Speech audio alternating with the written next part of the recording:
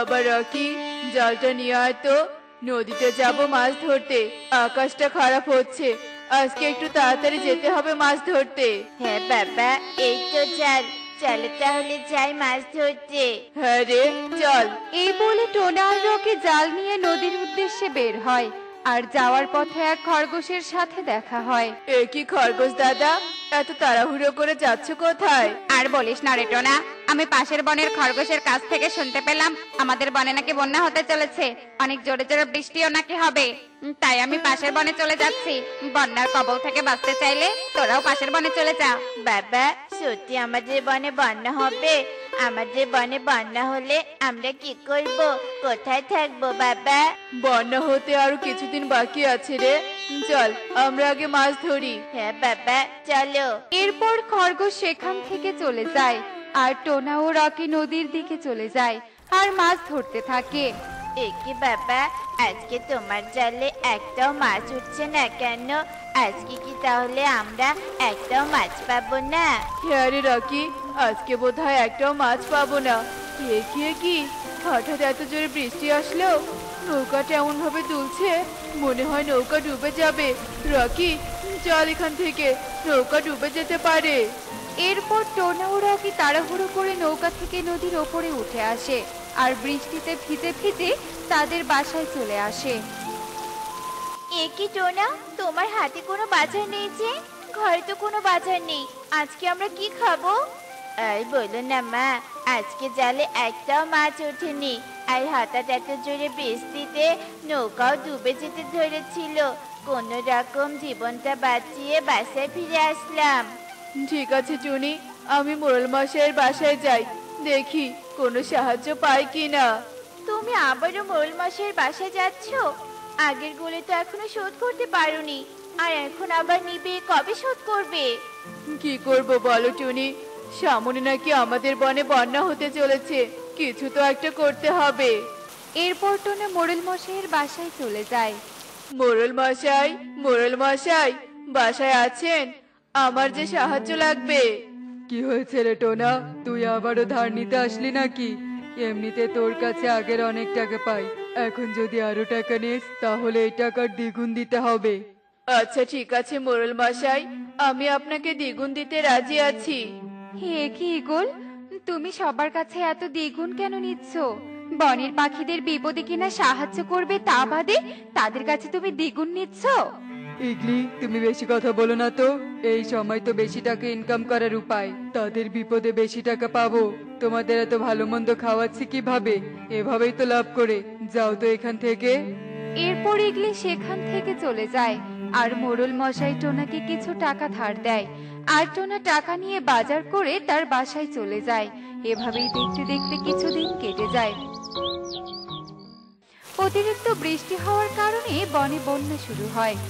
কাকুলি, আমাদের বাসা যে ডুবে যাচ্ছে, আমাদের ঘরে তো কোনো খাবারও নেই, আমি কি মোড়ল মশাইয়ের কাছে কিছু টাকা ধার নিব?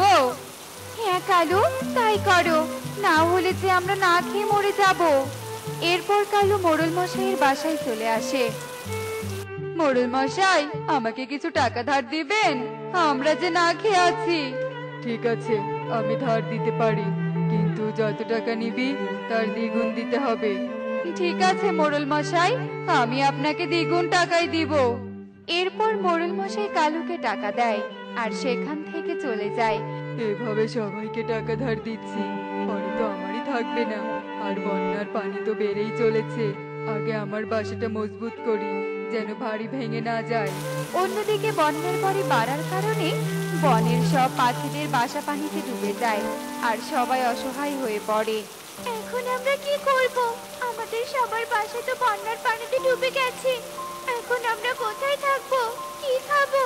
এখানে থাকলে যে বন্যার পানিতে ভেসে যেতে হবে, না খেয়ে মরে যেতে হবে। কিছু তো একটা করতেই হবে আমাদের। আমরা তো একটা কাজ করতে পারি, মোড়ল মাসের বাসা তো অনেক মজবুত আর বড়। মোড়ল মাসের বাসা এখনো ডুবে যায়নি। চলো আমরা সবাই মিলে মোড়ল মাসের বাসায় আশ্রয় নেই, নিশ্চয়ই আমাদের আশ্রয় দিবে। হ্যাঁ হ্যাঁ, চলো আমরা তাই করি। এরপর সবাই মিলে মোড়ল মশাইয়ের বাসার উদ্দেশ্যে রওনা দেয়। মোড়ল মশাই, ও মোড়ল মশাই, বাসায় কি আছেন? কে রে অসময় আমাকে ডাকছে? আমি কাউকে ধার দিতে পারবো না। এখন যদি তোদের সব দিয়ে দেই, পরে আমারই থাকবে না। মোড়ল মশাই, আমরা আপনার কাছে ধার নিতে আসিনি। আমরা অনেক বিপদে পড়েছি। বন্যার পানিতে যে আমাদের সবার বাসা ডুবে গেছে। তো তোদের বাসা ডুবে গেছে, তা আমি কি করব? আপনার বাসা তো অনেক বড় আর মজবুত। আমাদের সবাইকে যদি আপনার বাসায় আশ্রয় দিতেন, অনেক উপকার হতো। না, এদেরকে আমার বাসায় আশ্রয় দেয়া যাবে না। এরা মরে যাক বা অন্য বনে যাক, তাতে আমার কি? এরা চলে গেলে তো পুরো বনটাই আমার হয়ে যাবে, আর এই পুরো বনে আমি রাজত্ব করব। হা, হা, হা, হা, হা। মোড়ল মশাই, এত কি ভাবছেন? আমাদের আশ্রয় দিন না। না না, আমি তোদের আশ্রয় দিতে পারবো না। আমার বাসায় আমাদেরই জায়গা হয় না, তোদের কোথায় জায়গা দিব? যা বলছি, সবাই আমার বাসা থেকে চলে যা। এরপর সবাই মোড়ল মশাইয়ের কথা শুনে অনেক মন খারাপ করে অসহায় হয়ে পড়ে আর সেখান থেকে চলে যায়। এখন আর আমাদের করার কিছু নেই। এখানে থাকলে আমাদের সবাইকে মরতে হবে। তাহলে এখন আমরা কি করব? চলো, আমরা সবাই পাশের বনে যাব আর সেখানে কোনো একটা আশ্রয় খুঁজে নিব। হ্যাঁ হ্যাঁ, চলো। এরপর বনের সব পাখিরা পাশের বনে চলে যায়। এভাবেই দুদিন কেটে যায়। বনের বন্যার পানি আরো বাড়তে থাকে। একদিন রাতে মোড়ল ঘুমাচ্ছিল আর বন্যার পানি বাড়তে বাড়তে তার বাসা অবধি চলে আসে। কি, আমার ঘরে বন্যার পানি উঠেছে? পানি তো বাড়তে আছে, এখন আমি কি করব? এরপর মোড়ল তার জীবন বাঁচানোর জন্য তার বাসা থেকে বের হওয়ার চেষ্টা করে, কিন্তু মোড়ল বের হতে না হতেই তার পুরো বাসা পানিতে ডুবে যায় আর মোড়ল পানিতে ভাসতে থাকে। কে আছো? আমাকে বাঁচাও, আমি যে বিপদে পড়েছি। বনে তো কোনো পাখি নেই যে আমাকে বাঁচাতে আসবে। আমি অনেক ভুল করেছি, আজ আমার লোভের কারণে বন্যার পানিতে ভেসে যাচ্ছি।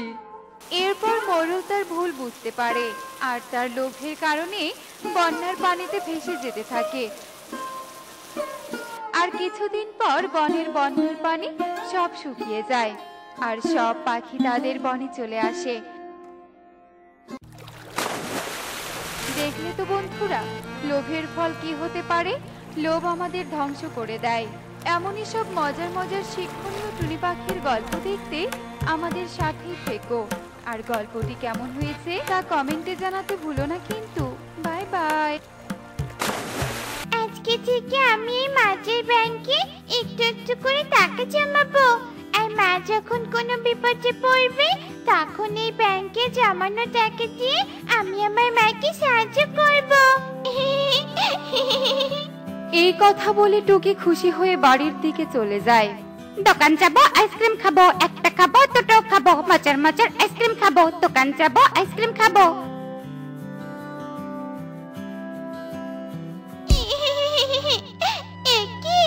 তুমি কি করলে? আমি এত কষ্ট করে একটা মাছের ব্যাংক কিনলাম, আর তুমি কি না সেটা ভেঙে দিলে? আরে, আমি ইচ্ছে করে মাটির ব্যাংকটা ভেঙে দেইনি। তুমি এভাবে কেঁদো না বন্ধু। এই নাও, এই টাকাটা তুমি নাও। এটা দিয়ে নতুন একটা ব্যাংক কিনে নিও, কেমন? আচ্ছা ঠিক আছে, তোমাকে অনেক ধন্যবাদ। ব্যাংকওয়ালা হয়তো বেশি দূরে চলে যায়নি। যাই, আমি গিয়ে তার কাছ থেকে একটা ব্যাংক কিনে নিয়ে আসি। এরপর টুকি তাড়াতাড়ি করে ব্যাংকওয়ালার কাছে পৌঁছে যায় আর একটা ব্যাংক কিনে নিয়ে বাড়িতে চলে যায়। আর এভাবে দেখতে দেখতে সেই দিন কেটে যায়।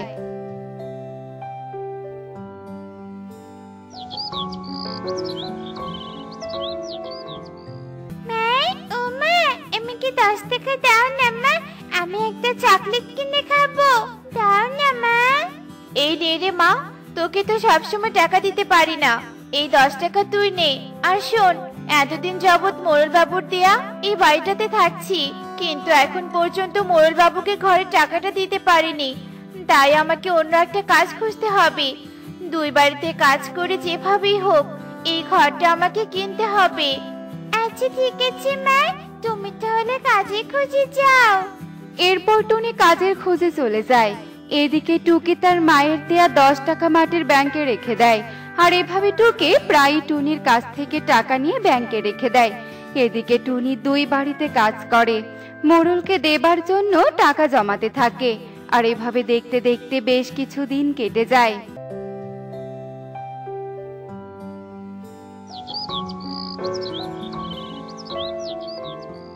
এখানে তো 1500 টাকা আছে, আরো 500 টাকা হলে মোড়ল বাবুকে টাকাটা পরিশোধ করে দিতে পারতাম। কিন্তু এই না মা, আমি এতদিনে বেশ কিছু টাকা জমিয়েছি, তুমি এই টাকাটা নিয়ে নাও আর মোড়ল আঙ্কেলকে টাকাটা দিয়ে এসো। তুই এই টাকাগুলো কিভাবে জমিয়েছিস রে মা? তুমি আমাকে যে টাকাগুলো খেতে দিতে, আমি সেগুলো না খেয়ে তোমার বিপদের জন্য জমিয়ে রাখতাম মা। আমার মেয়ে অনেক বড় হয়ে গেছে, কারণ আমার মেয়ে তার মায়ের দুঃখ বুঝতে পেরেছে। আরে মা, আমার বুকে আয়। টনি তার মেয়েকে বুকে জড়িয়ে আদর করতে থাকে। ও মা গো, কতগুলো টাকা! এই টাকাগুলো চুরি করতে পারলে আমাকে আর দুদিন কোনো ময়লা কুড়োতে হবে না। এই নে রে মা, টাকাগুলো আলমারিতে রেখে দে, আমি 2 বারে কাজ শেষ করে মোড়ল বাবুর টাকাটা দিয়ে আসবো। এরপর টনি সেখান থেকে কাজে চলে যায়। এদিকে টুকি টাকাগুলো আলমারিতে রেখে বাইরে খেলতে যায়। এদিকে কালু টনির ঘরে প্রবেশ করে আলমারি থেকে টাকা চুরি করে পালিয়ে যায়। এদিকে দেখতে দেখতে সন্ধ্যা হয়ে যায় আর টনিও বাড়িতে চলে আসে আর আলমারিতে টাকাগুলো দেখতে না পেয়ে চিন্তায় পড়ে যায়। হে কি রে মা, তুই টাকাগুলো কোথায় রেখেছিস? আমি তো টাকাগুলো আলমারিতে রেখেছিলাম মা, কিন্তু টাকাগুলো কোথায় গেল? হায় হায় রে, টাকাগুলো মনে হয় চুরি হয়ে গেছে। এত কষ্ট করে টাকাগুলো জমিয়ে রেখেছিলাম আর সেগুলো কিনা চুরি হয়ে গেল। টুনি, হ্যাঁ টুনি, এতদিন হয়ে গেল তুই আমার ঘরে টাকা দিতে পারিসনি, তাই আমি নতুন ভাড়াটিয়াদের এনেছি। তারা আমাকে নগদ সব টাকা বুঝিয়ে দিয়েছে, তাই আজকে থেকে ওরা এই বাড়িতে থাকবে। তোরা বাড়ি ছেড়ে চলে যা। এরপর মোড়ল সেখান থেকে চলে যায়। কি হলো টনি, ওভাবে দাঁড়িয়ে আছিস কেন? তাড়াতাড়ি জিনিসপত্র গুছিয়ে নিয়ে এখান থেকে চলে যা। অসহায় টনি নিরুপায় হয়ে বাড়ি ছেড়ে দিয়ে সেখান থেকে চলে যায়। আমরা এখন কোথায় যাব মা? আমাদের যে থাকার জন্য একটা ঘরও নেই। জানি না রে মা, চল ওই গাছটার নিচে যাই আর আজ রাতটা থাকার একটা ব্যবস্থা করি। এরপর টনি ও টুকি সেই গাছটার কাছে চলে যায় আর সেখানে গিয়ে তারা সেই খরগোশকে দেখতে পায়। একে বন্ধু, তুমি এখানে? তোমরা কি কোথাও যাচ্ছ নাকি? টুকি খরগোশকে সব কথা খুলে বলে। তোমরা কোনো চিন্তা করো না বন্ধু, আমি তোমাদেরকে একটা থাকার ব্যবস্থা করে দিব, এসো আমার সাথে। এরপর খরগোশ টুনি ও টুকিকে একটা কাগজের ঘরে নিয়ে যায়। আজকে থেকে তোমরাই ঘরেই থাকবে, আর সাবধান, ঘরের ভেতরে থাকা একটা জিনিসপত্রতে হাত লাগাবে না। আর যতই অভাবে থাকো না কেন, ঘরের কোনো জিনিসপত্র বিক্রি করবে না। মনে রাখবে, ধৈর্যের ফল মিষ্টি হয়। আচ্ছা ঠিক আছে খরগোশ বন্ধু, কিন্তু এটা কার বাড়ি বলো তো? এটা আমার এক বন্ধুর বাড়ি, ও এই বাড়িতে থাকে না, তাই তো আমি তোমাদেরকে বাড়িতে নিয়ে এলাম। আমি তাহলে এখন আসি বন্ধু। এরপর খরগোশ সেখান থেকে চলে যায় আর টুনি ও টুকি যেই না ঘরের ভেতরে যায়, তখন তারা ঘরের ভেতরে অনেক স্বর্ণ মণিমুক্তা দেখতে পায়। কিন্তু টুনি ও টুকি ছিল খুবই সৎ মনের পাখি, তাই তারা ঘরের কোনো জিনিসে লোভ দেয় না। আর এভাবে দেখতে দেখতে সেই দিন কেটে যায়।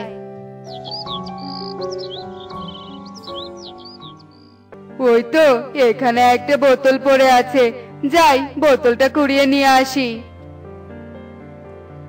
জানো বন্ধু, তুমি আমাদের যে ঘরটায় থাকতে দিয়েছ, সেই ঘরের ভিতরে অনেক সোনা দানা মণিমুক্ত, কিন্তু মায়ের আমি কোনো কিছুতে স্পর্শ করিনি।